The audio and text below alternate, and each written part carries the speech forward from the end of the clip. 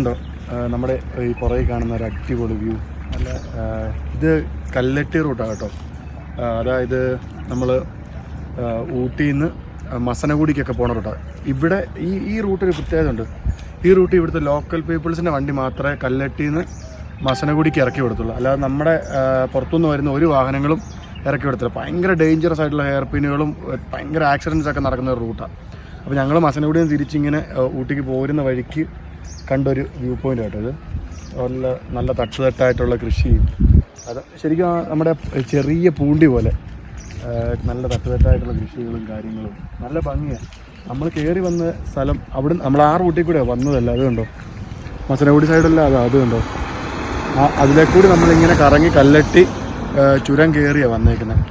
താഴോട്ട് ഇവിടുത്തെ തമിഴ്നാട്ടിലെ TN43 ആ ഒരു രജിസ്ട്രേഷനിലെ വണ്ടികൾ മാത്രം കൂടുതലും പോകുന്നത്. പുറത്തുനിന്ന് വരുന്ന ടൂറിസ്റ്റുകളുടെ ഒരു വണ്ടികളും താഴോട്ട് വിടത്തില്ല. അവിടെ കല്ലട്ടി ചെക്ക് പോസ്റ്റ് ഉണ്ട്, അവിടെ തടയും.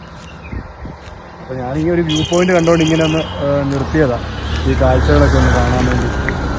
എനിക്ക് പറഞ്ഞാൽ നല്ല രസമുണ്ട്. അതുകൊണ്ട് അതുകൊണ്ട് നല്ല പച്ച എന്നാ പട്ടാണി എന്തോ കൃഷിയാണ്, അതെന്താണെന്ന് എനിക്ക് മനസ്സിലായില്ല കേട്ടോ.